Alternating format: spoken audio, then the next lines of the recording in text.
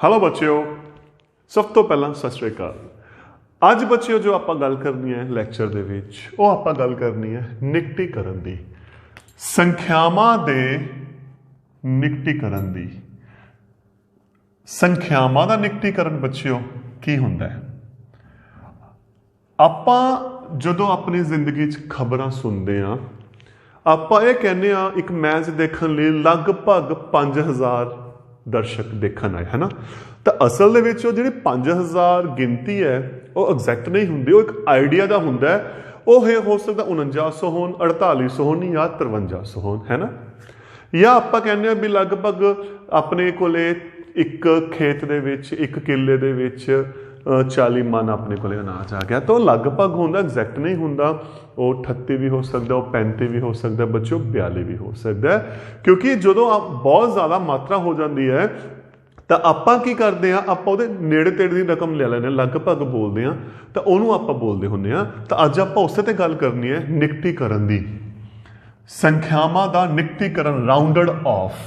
ਤਾਂ ਇਸ ਤੋਂ ਪਹਿਲਾਂ ਜਿਹੜੀ ਮੈਂ ਗੱਲ ਕਰਨੀ ਹੈ, ਆਪਾਂ ਗੱਲ ਕਰਾਂਗੇ ਦਹਾਈ ਦੇ ਹਿਸਾਬ ਨਾਲ, ਦਹਾਈ ਦਾ ਨਿਕਟੀਕਰਨ,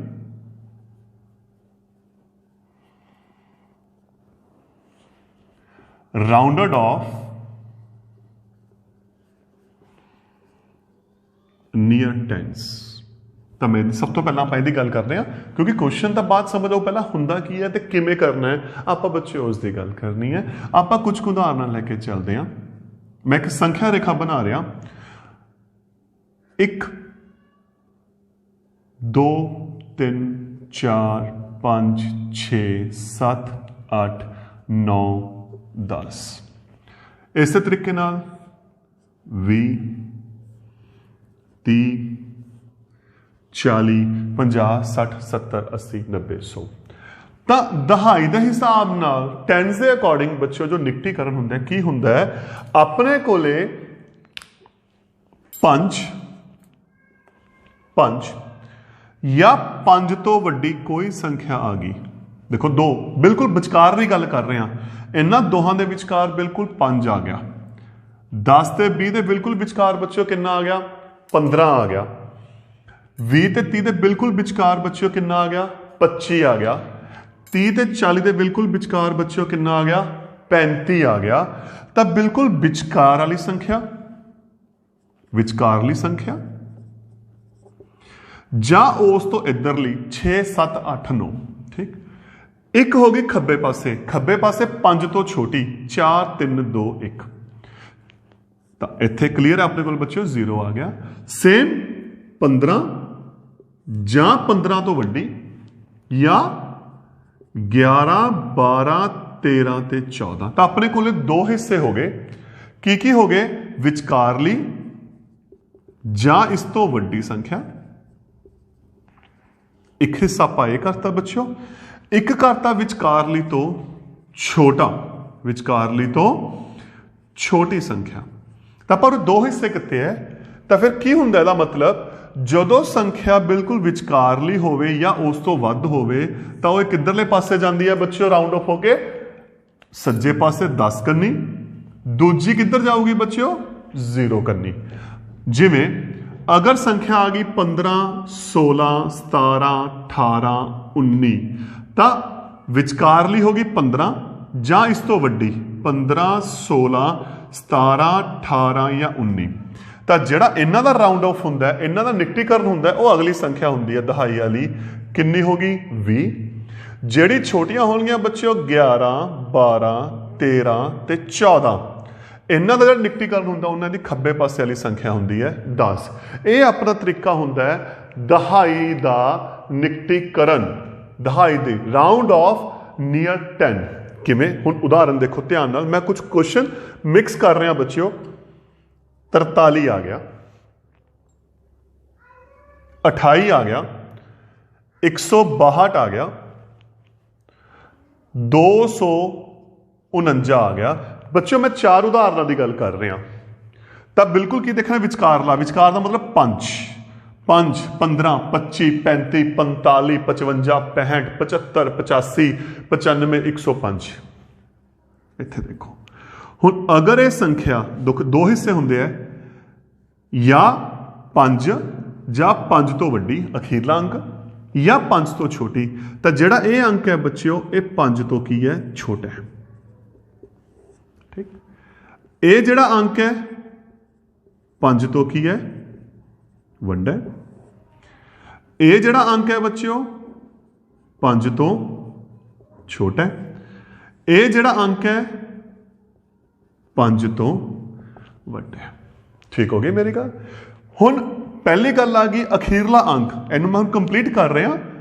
ਜਦੋਂ ਇਕਾਈ ਦਾ ਅੰਕ ਅਖੀਰਲਾ ਅੰਕ ਵਿਚਕਾਰਲੀ ਰਕਮ ਕੀ ਹੋਗੀ ਬੱਚਿਓ 5 ਕੀ ਹੋਗੀ 5। ਮਤਲਬ ਇਕਾਈ ਦਾ ਅੰਕ 5 ਜਾਂ 5 ਤੋਂ ਵੱਡਾ ਹੋਵੇ। ਇੱਕ ਕੰਡੀਸ਼ਨ ਆ ਬਣ ਗਈ। ਦੂਸਰੀ ਇਕਾਈ ਦਾ ਅੰਕ 5 ਤੋਂ ਕੀ ਹੋਵੇ ਬੱਚਿਓ ਛੋਟਾ ਹੋਵੇ।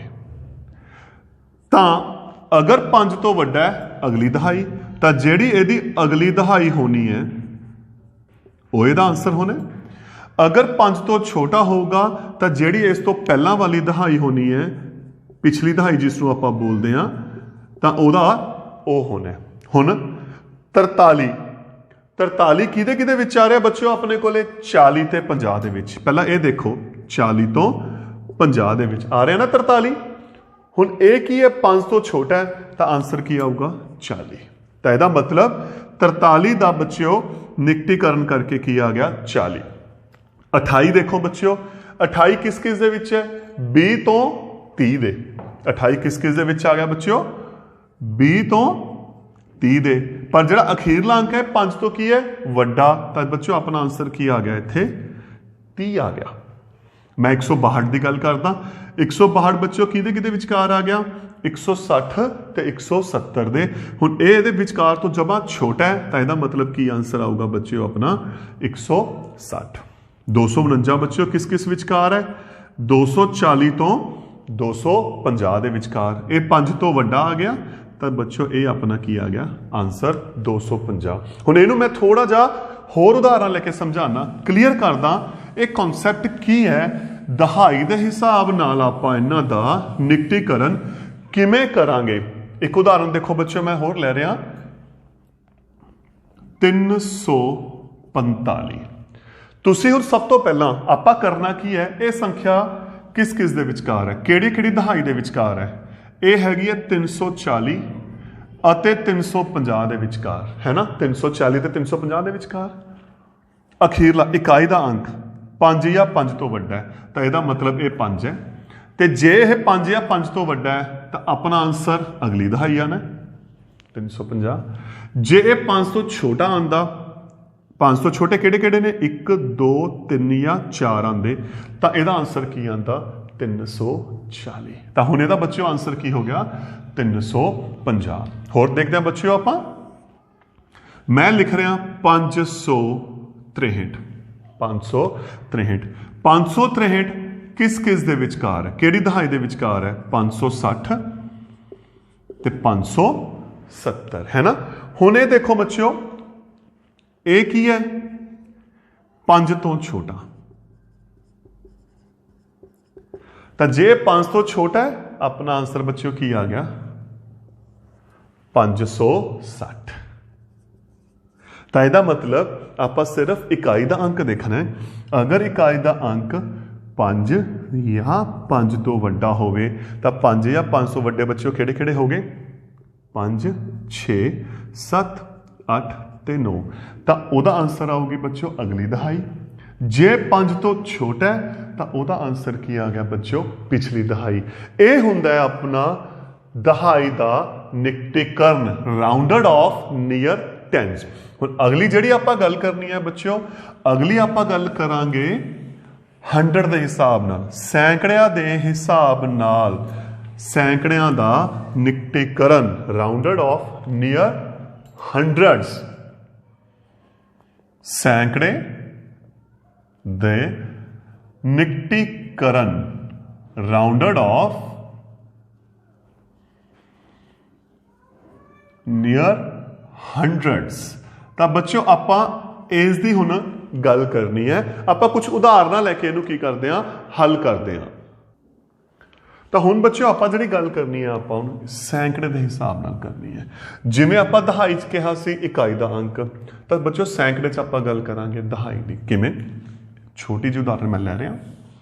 ਆਪਣੇ ਕੋਲੇ ਆ ਗਿਆ 0, 100, 200, 300, 400, 500।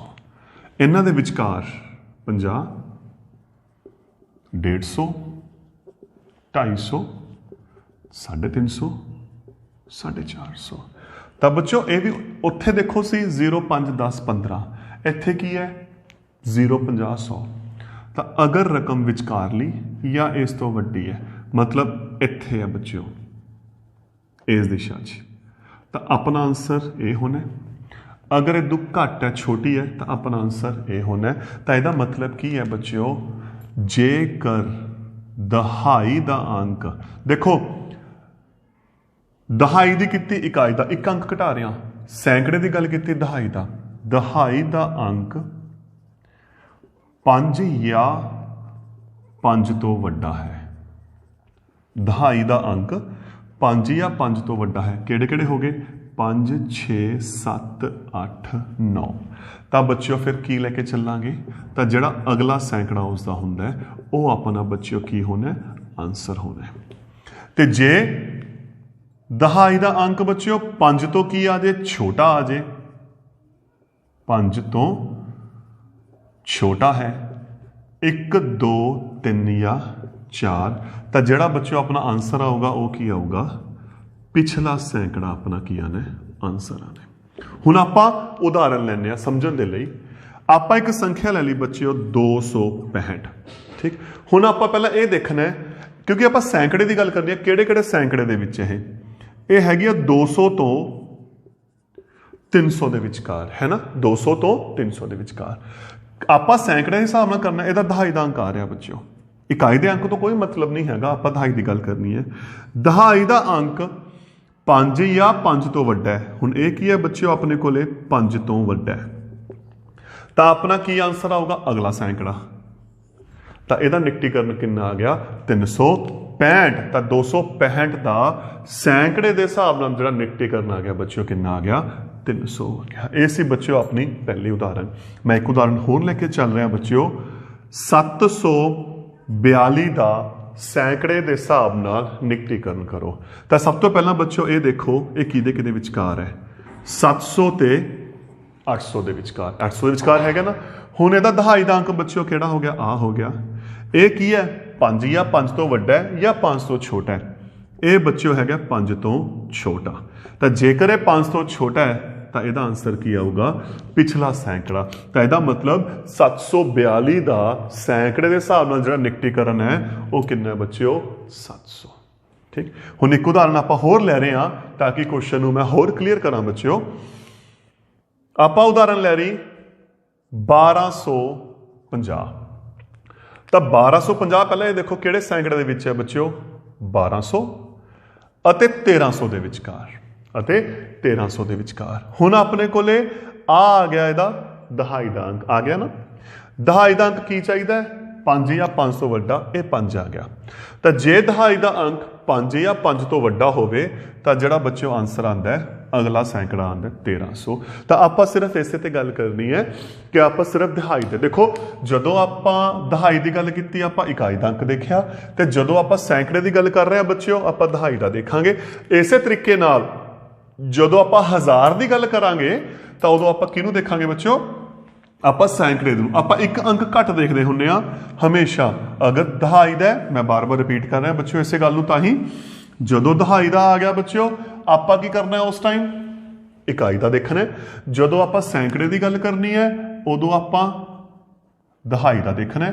ਤੇ ਜਦੋਂ ਆਪਾਂ ਹਜ਼ਾਰ ਦੀ ਗੱਲ ਕਰਨੀ ਹੈ, ਹਜ਼ਾਰ ਦੇ ਨਿਕਟੀਕਰਨ ਦੀ ਗੱਲ ਕਰਨੀ ਹੈ, ਰਾਉਂਡਡ ਆਫ 1000 ਦੀ ਗੱਲ ਕਰਨੀ ਹੈ, ਉਦੋਂ ਆਪਾਂ ਇਹਦਾ ਪਿਛਲਾ ਅੰਕ ਕਿਹੜਾ ਦੇਖਾਂਗੇ?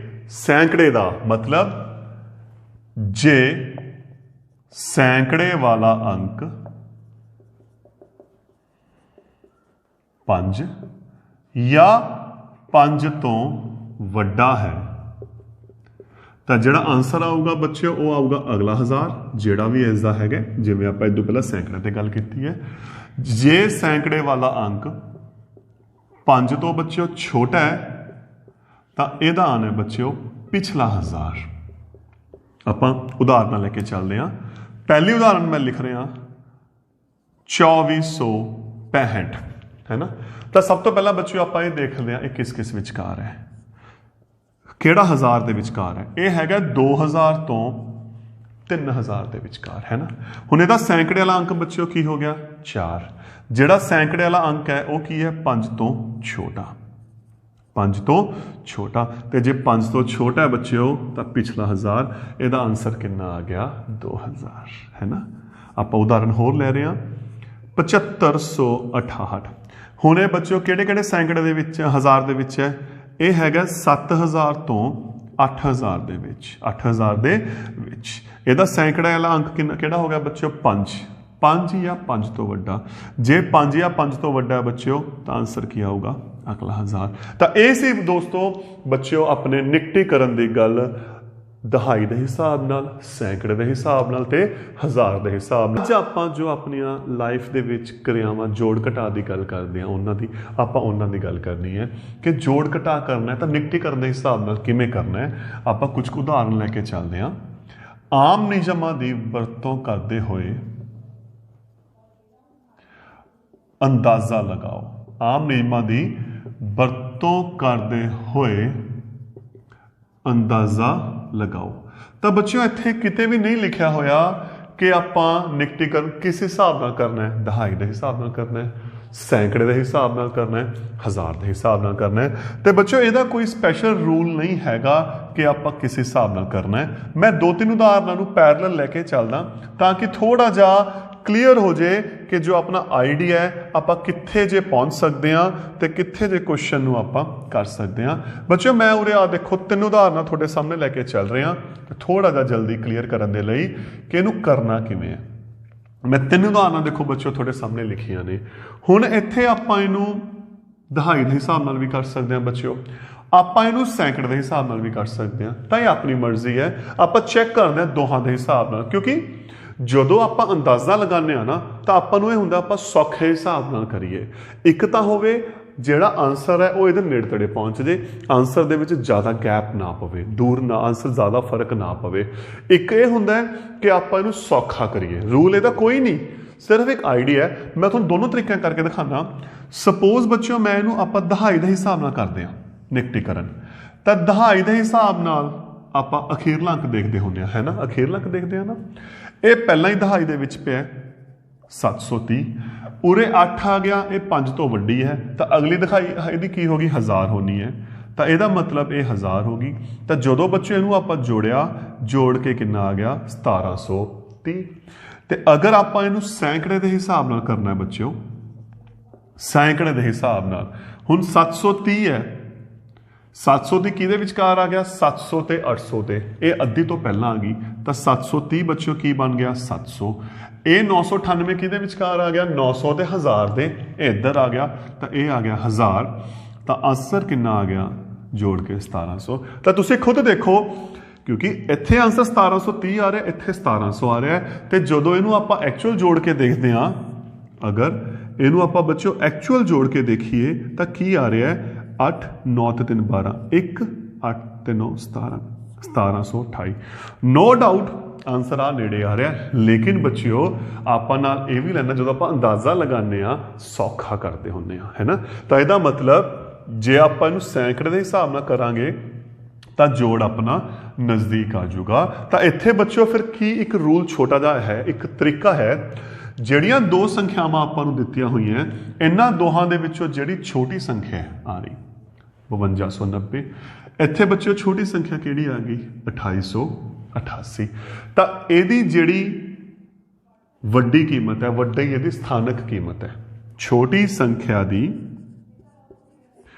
ਜਿਹੜੀ ਵੱਡੀ ਸਥਾਨਕ ਕੀਮਤ ਹੈ ਉਸ ਹਿਸਾਬ ਨਾਲ ਸਥਾਨਕ ਮੁੱਲ ਜਾਂ ਸਥਾਨਕ ਕੀਮਤ ਦੇ ਅਨੁਸਾਰ ਨਿਕਟੀਕਰਨ ਕਰੋ, ਜਿਹਦੇ ਨਾਲ ਜਿਹੜਾ ਤੁਹਾਡਾ ਆਨਸਰ ਹੈ ਕਾਫੀ ਹੱਦ ਤੱਕ ਸੌਖਾ ਵੀ ਹੋ ਜੂ ਤੇ ਕਿਤੇ ਨਾ ਕਿਤੇ ਨਜ਼ਦੀਕ ਵੀ ਪਹੁੰਚ ਜੂ। ਹੁਣ ਆਪਣੀ ਬੱਚਿਓ ਛੋਟੀ ਕੀਮਤ ਕਿਹੜੀ ਹੈ ਇੱਥੇ ਦੇਖੋ ਧਿਆਨ ਨਾਲ 5290 ਤੇ ਇਹਦੀ ਜਿਹੜੀ ਵੱਡਾ ਸਥਾਨਕ ਮੁੱਲ ਕੀ ਹੈ 1000। ਤਾਂ ਇਧਰੋਂ ਦੇਖੋ ਕਿਹੜਾ 1000 ਆ ਗਿਆ ਤਾਂ ਆਪਾਂ ਇਹਨਾਂ ਦੋਹਾਂ ਨੂੰ 1000 ਦੇ ਹਿਸਾਬ ਨਾਲ ਕੀ ਕਰਾਂਗੇ ਨਿਕਟੀਕਰਨ ਕਰਾਂਗੇ। ਮੈਂ ਇੱਥੇ ਗੱਲ ਕਰ ਰਿਹਾ, ਇੱਥੇ ਛੋਟੀ ਕੀਮਤ ਕਿਹੜੀ ਆ ਗਈ ਬੱਚਿਓ 2888। ਤਾਂ ਛੋਟੀ ਕੀਮਤ ਦਾ ਜਿਹੜਾ ਵੱਡਾ ਸਥਾਨਕ ਮੁੱਲ ਕਿਹੜਾ ਆ ਗਿਆ 1000 ਆ ਗਿਆ, ਤਾਂ ਇਹਦਾ ਵੀ ਕੀ ਆ ਗਿਆ ਬੱਚਿਓ 1000 ਆ ਗਿਆ। ਤਾਂ ਇੱਥੇ ਜਿਹੜਾ ਆਪਾਂ ਅੰਦਾਜ਼ਾ ਲਗਾਵਾਂਗੇ ਬੱਚਿਓ ਉਹ ਆਪਾਂ 1000 ਦੇ ਹਿਸਾਬ ਨਾਲ ਲਗਾਵਾਂਗੇ। ਹੁਣ 5290 1000 ਦੇ ਲਈ ਬੱਚਿਓ ਆਪਾਂ ਕੀ ਕਰਦੇ ਹੁੰਦੇ ਸੀ, ਆਪਾਂ ਸੈਂਕੜੇ ਵਾਲਾ ਦੇਖਦੇ ਹੁੰਦੇ ਸੀ ਹੈ ਨਾ। ਅਗਰ ਇਹ 5 ਤੋਂ ਘੱਟ ਹੈ ਤਾਂ ਪਿਛਲਾ, ਤਾਂ ਇਹਦਾ ਪਿਛਲਾ 1000 ਬੱਚਿਓ ਕਿਹੜਾ ਆ ਗਿਆ 5000। ਪਿਛਲੇ ਵੀਡੀਓ 'ਚ ਆਪਾਂ ਇਹ ਗੱਲ ਕਰ ਚੁੱਕੇ ਹਾਂ। ਹੁਣ ਬੱਚਿਓ ਆਪਾਂ ਇੱਥੇ ਕੀ ਕਰ ਰਹੇ ਹਾਂ 1000 ਦੇ ਹਿਸਾਬ ਨਾਲ ਇਹਨੂੰ ਦੇਖ ਰਹੇ ਹਾਂ। ਇਹ ਕੀ ਹੈ 5 ਤੋਂ ਵੱਡਾ ਹੈ ਤਾਂ ਇੱਕ 17000 ਹੋਣਾ, ਇੱਕ 18000 ਬੱਚਿਓ। ਫਿਰ ਇਹ ਕਿੰਨਾ ਹੋ ਗਿਆ 18000 ਤੇ ਆਪਾਂ ਜਦੋਂ ਜੋੜ ਕਰਾਂਗੇ 18 ਤੇ 5 23, ਤਾਂ ਜਿਹੜਾ ਇਹਦਾ ਨਿਕਟਤਮ ਕੀ ਬਣ ਗਿਆ ਬੱਚਿਓ 23000 ਬਣ ਗਿਆ। ਸੇਮ ਆਪਾਂ ਇੱਥੇ ਕਰ ਰਹੇ ਹਾਂ 1000 ਦੇ ਲਈ ਆਪਾਂ ਕੀ ਕੀਤਾ ਸੈਂਕੜੇ ਵਾਲਾ ਦੇਖਿਆ, ਇਹ 5 ਤੋਂ ਵੱਡੀ ਹੈ ਤੇ ਇਹ ਸੰਖਿਆ 12000 ਤੋਂ 13000 ਦੇ ਵਿੱਚ ਹੈ, ਤਾਂ ਇਹਦਾ ਮਤਲਬ ਪਹਿਲੀ ਸੰਖਿਆ ਬੱਚਿਓ ਆਪਣੀ ਕੀ ਬਣ ਗਈ 13000। ਇਹਦੀ ਵੀ ਸੈਂਕੜੇ ਵਾਲੀ ਜਿਹੜੀ ਕੀ ਹੈ ਬੱਚਿਓ 5 ਤੋਂ ਵੱਡੀ ਹੈ ਤਾਂ ਅਗਲਾ 1000 ਆ ਜਾਣਾ, ਉਹ ਹੋ ਗਿਆ 3000। ਤਾਂ ਇਹਦਾ ਰਫਲੀ ਜਿਹੜਾ ਹੋ ਗਿਆ 13 ਤੇ 3 16000। ਤਾਂ ਜਿਹੜਾ ਇਹਦਾ ਅਪਰੋਕਸੀਮੇਟ ਜੋੜ ਬਣ ਗਿਆ ਬੱਚਿਓ ਉਹ ਕੀ ਬਣ ਗਿਆ 16000 ਬਣ ਗਿਆ। ਇਸੇ ਤਰੀਕੇ ਨਾਲ ਬੱਚਿਓ ਆਪਾਂ ਘਟਾ ਦਾ ਵੀ ਹੱਲ ਕਰਦੇ ਹਾਂ ਕਿ ਜੋੜ ਜਾਂ ਘਟਾ ਦਾ ਸਿਸਟਮ ਕੀ ਚੱਲਣਾ ਹੈ। ਇੱਕ ਕੁਐਸਚਨ ਲਿਖ ਰਿਹਾ ਬੱਚਿਓ ਮੈਂ 8325 491। ਤਾਂ ਆਪਾਂ ਕੀ ਗੱਲ ਕੀਤੀ ਹੈ ਦੇਖੋ ਬੱਚਿਓ ਛੋਟੀ ਸੰਖਿਆ, ਜਦੋਂ ਆਪਾਂ ਜੋੜ ਘਟਾ ਦੀ ਗੱਲ ਕਰਨੀ ਹੈ ਆ ਰਹੀ ਛੋਟੀ ਸੰਖਿਆ ਹੈ ਨਾ। ਇਹਦਾ ਵੱਡਾ ਸਥਾਨਕ ਮੁੱਲ ਕਿਹੜਾ 4, ਕਿਹੜਾ ਹੈ ਸੈਂਕੜੇ ਦਾ। ਤਾਂ ਇਹਦਾ ਮਤਲਬ ਬੱਚਿਓ ਇਹਦਾ ਜਿਹੜਾ ਆਪਾਂ ਨਿਕਟੀਕਰਨ ਕਰਾਂਗੇ ਉਹ ਆਪਾਂ ਸੈਂਕੜੇ ਦੇ ਹਿਸਾਬ ਨਾਲ ਕਰਾਂਗੇ। ਤਾਂ ਸੈਂਕੜਾ ਦਾ ਕਿੱਥੇ ਹੋ ਗਿਆ ਆ ਰਿਹਾ, ਤੇ ਸੈਂਕੜੇ ਦੇ ਲਈ ਬੱਚਿਓ ਆਪਾਂ ਕੀ ਕਰਦੇ ਸੀ ਦਹਾਈ ਨੂੰ ਦੇਖਦੇ ਹੁੰਦੇ ਸੀ। ਇੱਥੇ 2 ਹੈ 5 ਤੋਂ ਛੋਟਾ ਹੈ ਤਾਂ ਇਹ ਕਿਹਦੇ ਵਿਚਕਾਰ ਆ ਗਿਆ 8300 ਤੇ 8400। ਤਾਂ ਇਹਦਾ ਆਨਸਰ ਬੱਚਿਓ ਕਿੰਨਾ ਆ ਗਿਆ ਨਿਕਟੀਕਰਨ ਦਾ 8300। ਇਹਦਾ ਦਹਾਈ ਦਾ ਅੰਕ ਬੱਚਿਓ ਕੀ ਆ ਗਿਆ 9, ਇਹ ਕਿਹਦੇ ਵਿਚਕਾਰ ਆ ਗਿਆ 400 ਤੇ 500 ਦੇ ਵਿਚਕਾਰ। ਤਾਂ ਉਰੇ ਬੱਚਿਓ ਕਿੰਨਾ ਆਨਸਰ ਆ ਜਾਊਗਾ ਦੇ ਵਿੱਚ, ਤੇ ਇੱਥੇ ਬੱਚਿਓ ਕਿੰਨਾ ਆ ਗਿਆ 500 ਤੇ ਜਦੋਂ ਆਪਾਂ ਘਟਾ ਕੀਤਾ ਆਪਣੇ ਕੋਲ ਕਿੰਨਾ ਆ ਗਿਆ 7800। ਤਾਂ ਬੱਚਿਓ ਇਹ ਸੀ ਆਪਣਾ ਜੋੜ ਤੇ ਘਟਾ ਦਾ। ਕੀ ਕਰਨਾ ਮੈਂ ਦੁਬਾਰਾ ਬੋਲ ਰਿਹਾ, ਛੋਟੀ ਸੰਖਿਆ ਜਿਹੜੀ ਉਹਨਾਂ ਦੋਹਾਂ ਚੋਂ ਹੈਗੀ ਹੈ ਉਹਨਾਂ ਦਾ ਜਿਹੜਾ ਵੱਡਾ ਸਥਾਨਕ ਕੀਮਤ ਹੈ ਜਾਂ ਆਪਾਂ ਕਹਿੰਦੇ ਸਥਾਨਕ ਮੁੱਲ ਹੈ ਉਹਦੇ ਅਨੁਸਾਰ ਆਪਾਂ ਬੱਚਿਓ ਕੀ ਕਰਾਂਗੇ ਨਿਕਟੀਕਰਨ ਕਰਾਂਗੇ, ਤਾਂ ਕਿ ਉਹਦੇ ਨਾਲ ਕੁਐਸਚਨ ਦਾ ਇੱਕ ਅੰਦਾਜ਼ਾ ਵੀ ਸਹੀ ਲੱਗ ਜੇ ਤੇ ਇੱਕ ਕਿਤੇ ਨਾ ਕਿਤੇ ਉਹਨੂੰ ਹੱਲ ਕਰਨਾ ਵੀ ਕੀ ਹੋ ਜੇ ਸੌਖਾ ਹੋ ਜੇ। ਹੁਣ ਆਪਾਂ ਜਿਹੜੀ ਗੱਲ ਕਰਨੀ ਹੈ ਇਸ ਅਗਲੇ ਦੀ, ਆਪਾਂ ਬੱਚਿਓ ਇਹਦੀ ਗੁਣਾ ਦੀ ਗੱਲ ਕਰਨੀ ਹੈ ਕਿ ਨਿਯਮਾਂ ਦੀ ਵਰਤੋਂ ਕਰਦੇ ਹੋਏ ਆਪਾਂ ਕਿਵੇਂ ਗੁਣਾ ਨੂੰ ਕਰਾਂਗੇ।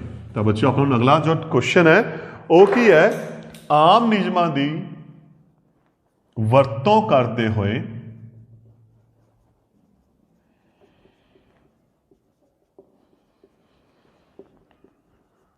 ਅੰਦਾਜ਼ਾ ਲਗਾਓ।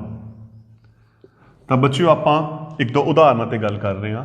ਪਹਿਲੀ ਉਦਾਹਰਨ ਬੱਚਿਓ ਮੈਂ ਲੈ ਰਿਹਾ 578 ਗੁਣਾ 161।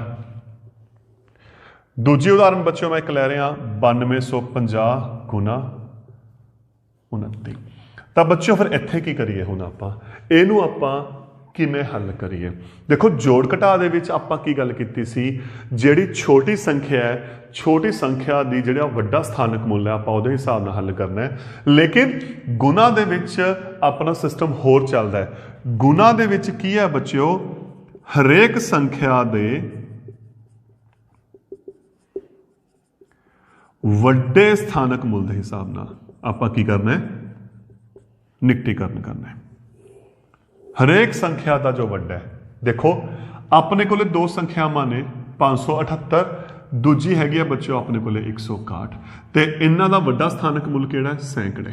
ਤਾਂ ਇਹਦਾ ਮਤਲਬ ਇਹਦਾ ਵੀ ਜਿਹੜਾ ਨਿਕਟੀਕਰਨ ਕਰਾਂਗੇ ਆਪਾਂ ਸੈਂਕੜੇ ਦੇ ਹਿਸਾਬ ਨਾਲ ਕਰਾਂਗੇ, ਇਹਦਾ ਵੀ ਬੱਚਿਓ ਜਿਹੜਾ ਆਪਾਂ ਨਿਕਟੀਕਰਨ ਕਰਾਂਗੇ ਸੈਂਕੜੇ ਦੇ ਹਿਸਾਬ ਨਾਲ ਕਰਾਂਗੇ। ਤਾਂ 578 ਕਿਹਦੇ ਵਿਚਕਾਰ ਆ ਗਿਆ? 500 ਤੇ 600 ਦੇ ਵਿਚਕਾਰ। ਇਹਦਾ ਜਿਹੜਾ ਦਹਾਈ ਦਾ ਅੰਕ ਹੈ 5 ਤੋਂ ਵੱਡਾ ਹੈ ਤਾਂ ਅਗਲਾ ਸੈਂਕੜਾ। ਇਹਦਾ ਮਤਲਬ ਇਹਦਾ ਜਿਹੜਾ ਨਿਕਟੀਕਰਨ ਬੱਚਿਓ ਕਿੰਨਾ ਆ ਗਿਆ? 600 ਆ ਗਿਆ। ਜਦੋਂ ਆਪਾਂ 161 ਦੀ ਗੱਲ ਕਰਦੇ ਹਾਂ, ਇਹਦਾ ਦਹਾਈ ਦਾ ਅੰਕ ਬੱਚਿਓ ਕਿਹੜਾ? 6 ਹੈ। ਇਹਦੇ ਲਈ ਵੀ ਅਗਲਾ ਸੈਂਕੜਾ ਆ ਗਿਆ 100 ਤੇ 200 ਦੇ ਵਿਚਕਾਰ ਹੈ, ਉਹ ਕਿੰਨਾ ਆ ਗਿਆ? 200। 6 ਦੂਣੀ 12, ਕੁੱਲ ਕਿੰਨੀਆਂ ਜ਼ੀਰੋ ਆ ਗਈਆਂ? 4। ਤਾਂ ਇਹਦਾ ਮਤਲਬ ਜਦੋਂ ਇਹਦਾ ਨਿਕਟਨ ਦੇ ਹਿਸਾਬ ਨਾਲ ਆਪਾਂ ਗੁਣਾ ਕੀਤੀ, ਆਪਣੇ ਕੋਲ ਬੱਚਿਓ ਆਨਸਰ ਕਿੰਨਾ ਆ ਗਿਆ? 1,20,000। ਇਹ ਫਰਕ ਹੈ ਉਰੇ ਹਰੇਕ ਸੰਖਿਆ ਦੇ ਹਿਸਾਬ ਨਾਲ। ਦੇਖੋ ਇੱਥੇ ਜਿਹੜੀ ਸੰਖਿਆ ਹੈ ਇਕਾਈ, ਦਹਾਈ, ਸੈਂਕੜਾ, ਹਜ਼ਾਰ, ਤਾਂ ਉਰੇ ਜਿਹੜਾ ਅੰਕ ਹੈ ਬੱਚਿਓ 1000 ਹੈ, ਤਾਂ ਜਿਹੜਾ ਆਪਾਂ ਇਹਦਾ ਨਿਕਟੀਕਰਨ ਕਰਾਂਗੇ ਉਹ ਆਪਾਂ 1000 ਦੇ ਹਿਸਾਬ ਨਾਲ ਕਰਾਂਗੇ। ਲੇਕਿਨ ਇੱਥੇ ਜਿਹੜੀ ਸੰਖਿਆ ਹੈ ਬੱਚਿਓ ਇਕਾਈ, ਦਹਾਈ ਹੈ ਵੱਡੀ ਤੋਂ ਵੱਡੀ, ਤਾਂ ਜਿਹੜਾ ਇਹਦਾ ਨਿਕਟੀਕਰਨ ਕਰਾਂਗੇ ਬੱਚਿਓ ਆਪਾਂ ਕਿਹਦੇ ਹਿਸਾਬ ਨਾਲ ਕਰਾਂਗੇ? ਦਹਾਈ ਦੇ ਹਿਸਾਬ ਨਾਲ ਕਰਾਂਗੇ। ਤਾਂ ਜਦੋਂ 1000 ਦੀ ਗੱਲ ਕਰਦੇ ਹਾਂ ਆਪਾਂ ਸੈਂਕੜਾ ਦੇਖਦੇ ਹੁੰਦੇ ਹਾਂ, ਤੇ ਸੈਂਕੜੇ ਵਾਲਾ ਅੰਕ 5 ਤੋਂ ਘੱਟ ਹੈ, ਤਾਂ ਇਹ 9000 ਤੋਂ 10000 ਦੇ ਵਿਚਕਾਰ ਹੈ, ਤਾਂ ਪਿਛਲਾ ਕਿਹੜਾ ਆਊਗਾ? ਇਹਦਾ 9000 ਆਣਾ। ਹੁਣ ਇੱਥੇ ਦਹਾਈ ਦਾ ਅੰਕ ਹੈ, ਤਾਂ ਇਹਦਾ ਜਿਹੜਾ ਇਕਾਈ ਦਾ ਅੰਕ ਹੈ ਉਹ 5 ਤੋਂ ਵੱਡਾ ਹੈ, ਤਾਂ ਉਰੇ ਬੱਚਿਓ ਕੀ ਆ ਗਿਆ? 30 ਆ ਗਿਆ। 9 ਤੀਆ 27, ਪਿੱਛੇ ਆ ਗਿਆ 4 ਜ਼ੀਰੋਆਂ, ਤਾਂ ਇੱਥੇ ਬੱਚਿਓ ਕਿੰਨਾ ਆ ਗਿਆ? 2,70,000। ਤਾਂ ਇਹ ਦੋ ਗੱਲਾਂ ਦਾ ਸਿਰਫ ਧਿਆਨ 'ਚ ਰੱਖਣਾ ਹੈ ਬੱਚਿਓ। ਜਦੋਂ ਤਾਂ ਆਪਾਂ ਜੋੜ ਘਟਾ ਕਰਨਾ ਹੈ ਤਾਂ ਆਪਾਂ ਛੋਟੀ ਸੰਖਿਆ ਦੇ ਵੱਡੇ ਸਥਾਨਕ ਮੁੱਲ ਦੇ ਹਿਸਾਬ ਨਾਲ ਗੱਲ ਕਰਾਂਗੇ, ਤੇ ਜਦੋਂ ਆਪਾਂ ਬੱਚਿਓ ਗੁਣਾ ਕਰਨੀ ਹੈ ਤਾਂ ਆਪਾਂ ਹਰੇਕ ਸੰਖਿਆ ਦੀ ਜੋ ਵੱਡਾ ਸਥਾਨਕ ਮੁੱਲ ਹੈ ਉਹਦੇ ਹਿਸਾਬ ਨਾਲ ਗੱਲ ਕਰਾਂਗੇ। ਤਾਂ ਇਹ ਸੀ ਬੱਚਿਓ ਆਪਣਾ ਅਗਲਾ ਟੌਪਿਕ ਐਕਸਰਸਾਈਜ਼ 1.3 ਸੰਖਿਆਵਾਂ ਦਾ ਨਿਕਟੀਕਰਨ। Thank you. ਪਿਛਲੇ ਪਾਰਟ 'ਚ ਬੱਚਿਓ ਆਪਾਂ ਨਿਕਟੀਕਰਨ ਬਾਰੇ ਗੱਲ ਕੀਤੀ ਸੀ, ਉਹਦੇ ਕੁਝ ਕੁਐਸਚਨਸ ਬਾਰੇ ਗੱਲ ਕੀਤੀ ਸੀ। ਇੱਥੇ ਮੈਂ ਥੋੜੀ ਜਿਹੀ ਉਹਦੀ ਪ੍ਰੈਕਟਿਸ ਦੁਬਾਰਾ ਕਰਵਾ ਰਿਹਾ ਰਿਵੀਜ਼ਨ ਦੇ ਲਈ, ਤਾਂ ਕਿ ਟੌਪਿਕ ਜਲਦੀ ਕਲੀਅਰ ਹੋ ਜਾਏ। ਤਾਂ ਕੁਐਸਚਨ ਹੈ ਜੋੜ ਘਟਾ ਦਾ ਆਮ ਨਿਯਮਾਂ ਦੀ ਵਰਤੋਂ ਕਰਦੇ ਹੋਏ, ਆਮ ਨਿਯਮਾਂ ਦੀ ਵਰਤੋਂ ਕਰਦੇ ਹੋਏ ਅੰਦਾਜ਼ਾ ਲਗਾਓ। ਤਾਂ ਬੱਚਿਓ ਆਪਾਂ ਇਸ ਕੁਐਸਚਨ ਤੇ ਗੱਲ ਕਰਨੀ ਹੈ, ਅੰਦਾਜ਼ਾ लगाओ। तो पहला क्वेश्चन मैं ले रहा 18,923 माइनस 6280। एक होर लिख रहे हैं आप, 2-3 एग्जाम्पल इकट्ठियां लिख लेने बच्चों ताकि थोड़ा सा जल्दी क्लियर हो जाए। 25,643 प्लस 3980। Number 3 43,296 minus 8874। या आप एक 3 रकमा लिख लेने 12,568 प्लस 6123 प्लस 4968। तो बच्चों मैं एक 4 उदाहरणों की गल करता, तो आप गल की सी, याद करो कि जो जोड़ घटा की आप गल करते हैं, जोड़ घटा की खासियत की सी बच्चों? छोटी संख्या ਦੇ ਵੱਡੇ ਸਥਾਨਕ ਮੁੱਲ, ਜਿਹੜਾ ਵੱਡੇ ਤੋਂ ਵੱਡਾ ਉਹਦਾ ਸਥਾਨਕ ਮੁੱਲ ਹੁੰਦਾ, ਉਹਦੀ ਪਲੇਸ ਵੈਲਿਊ ਹੁੰਦੀ ਹੈ, ਉਹਦੇ ਹਿਸਾਬ ਨਾਲ ਆਪਾਂ ਕੀ ਕਰਦੇ ਹਾਂ? ਨਿਕਟੀਕਰਨ ਕਰਦੇ ਹੁੰਦੇ ਆ, ਰਾਉਂਡ ਅਪ ਕਰਦੇ ਹੁੰਦੇ ਆ, ਹੈ ਨਾ। ਹੁਣ ਇੱਥੇ ਦੇਖੋ ਧਿਆਨ ਨਾਲ, ਇਹਨਾਂ ਦੋਹਾਂ ਦੇ ਵਿੱਚੋਂ ਛੋਟੀ ਸੰਖਿਆ ਕਿਹੜੀ ਹੈ? 6280। ਤੇ 6280 ਦਾ ਵੱਡੀ ਰਕਮ ਕਿਹੜੀ ਆ ਗਈ? 1000। ਤਾਂ ਇਹਦਾ ਮਤਲਬ ਦੋਹਾਂ ਸਵਾਲਾਂ ਦਾ ਜਿਹੜਾ ਆਪਾਂ ਨਿਕਟੀਕਰਨ ਕਰਨਾ ਹੈ, ਆਪਾਂ 1000 ਦੇ ਹਿਸਾਬ ਨਾਲ ਕੀ ਕਰਨਾ ਹੈ? ਨਿਕਟੀਕਰਨ ਕਰਨਾ ਹੈ ਨਾ। ਤੇ ਜਦੋਂ ਆਪਾਂ 1000 ਦੇ ਹਿਸਾਬ ਨਾਲ ਕਰਦੇ ਸੀ, ਆਪਾਂ ਕਿਹਨੂੰ ਦੇਖਦੇ ਹੁੰਦੇ ਸੀ? ਸੈਂਕੜੇ ਵਾਲੇ ਨੂੰ। ਅਗਰ ਸੈਂਕੜਾ 5 ਤੋਂ ਘੱਟ ਹੈ ਤਾਂ ਪਿਛਲਾ 1000, ਅਗਰ 5 ਜਾਂ 5 ਤੋਂ ਵੱਧ ਹੈ ਤਾਂ ਬੱਚਿਓ ਅਗਲਾ 1000। ਹੁਣ ਇੱਥੇ 5 ਤੋਂ ਵੱਧ ਹੈ ਤਾਂ ਅਗਲਾ 1000 ਕੀ ਹੋ ਗਿਆ? 19,000। ਇੱਥੇ 5 ਤੋਂ ਘੱਟ ਹੈ ਤਾਂ ਪਿਛਲਾ 1000 ਕਿੰਨਾ ਹੋ ਗਿਆ? 6,000। ਠੀਕ, ਤਾਂ ਇਹਦਾ ਮਤਲਬ ਲਗਭਗ ਜਿਹੜਾ ਇਹਦਾ ਆਨਸਰ ਹੈ ਆਪਣੇ ਕੋਲ ਕਿੰਨਾ ਆ ਗਿਆ? 13,000 ਦੇ ਨਜ਼ਦੀਕ ਆ ਗਿਆ। ਠੀਕ, ਹੁਣ ਮੈਂ ਇੱਥੇ ਫਿਰ ਗੱਲ ਕਰ ਰਿਹਾ, ਇੱਥੇ ਦੇਖੋ ਧਿਆਨ ਨਾਲ, ਦੋਹਾਂ ਦੇ ਵਿੱਚੋਂ ਛੋਟੀ ਰਕਮ ਆ ਰਹੀ, ਛੋਟੀ ਰਕਮ ਦੀ ਵੱਡੀ ਜਿਹੜੀ ਪਲੇਸ ਵੈਲਿਊ ਆ ਰਹੀ, ਇਹ ਕਿੱਥੇ ਹੈ? 1000 ਤੱਕ। ਤਾਂ ਇਹਦਾ ਮਤਲਬ ਇਸ ਕੁਐਸਚਨ ਦਾ ਜਿਹੜਾ ਆਪਾਂ ਨਿਕਟੀਕਰਨ ਕਰਾਂਗੇ ਉਹ 1000 ਦੇ ਹਿਸਾਬ ਨਾਲ ਕਰਾਂਗੇ। ਤੇ 1000 ਦੇ ਲਈ ਆਪਾਂ ਕਿਹੜੀ ਅੰਕ ਦੇਖਦੇ ਹੁੰਦੇ ਆ? ਸੈਂਕੜੇ ਵਾਲਾ, ਹੈ ਨਾ। अगर 5 तो घट है तो पिछला, 5 या 5 तो वध है तो अगला। यह 5 तो वध है तो 25,000 तो 26,000, यदा आ गया 26,000। यह भी 5 तो वध है तो यदा 1000 किहड़ा हुंदा? 3 ते 4,000, तो यदा कितना आ गया? 4,000। तो दोहां नूं जोड़िया अपने कोल कितना आ गया? 30,000। तो यदि निकटतम जी कीमत आ गई की आ गई 30,000 आ गई। तो हुण आपां एक घटा दे क्वेश्चन की गल कर रहे हैं। घटा दे विच भी सेम सीन है, जोड़ ते घटा दा। दोहां च देखो छोटी वैल्यू आ रही, वड्डा स्थानक मुल की है 1000 है। तो यदा मतलब इस पूरे क्वेश्चन का जो निकटीकरण करांगे आपां 1000 के हिसाब नाल करांगे। ते 1000 के हिसाब दे लई की आपां करदे सी, सैकड़े का करते सी। ये 5 तो छोटा है तो पिछला 1000, ये 5 तो वड्डा है तो अगला 1000, तो दोहां का घटा किता कितना आ गया 34,000। तो यदा लगभग आंसर आ चुके हैं। हुण इत्थे 3 क्वेश्चन है, 3 रकमां ने, 3 संख्यावां ने। आ छोटी संख्या आ गई, ये भी सेम अपने कोल चल रहा है 1000 के हिसाब नाल की चल रहा है निकटीकरण। तो यदा मतलब तिन्ना दे जिहड़े सैकड़े के अंक ने बच्चों आपां वो देख के चलांगे। इत्थे 5 आ गया तो यदा मतलब अगला 1000 आ गया, इत्थे 1 आ गया यदा मतलब पिछला 6000 आ गया, इत्थे कितना आ गया 9 आ गया, यदा मतलब की आ गया अगला आ गया। तो आप जोड़ते हैं 1000 उवें दा उवें पिया 13 ते 6 19 ते 5 24। तो यदा मतलब ये आ गई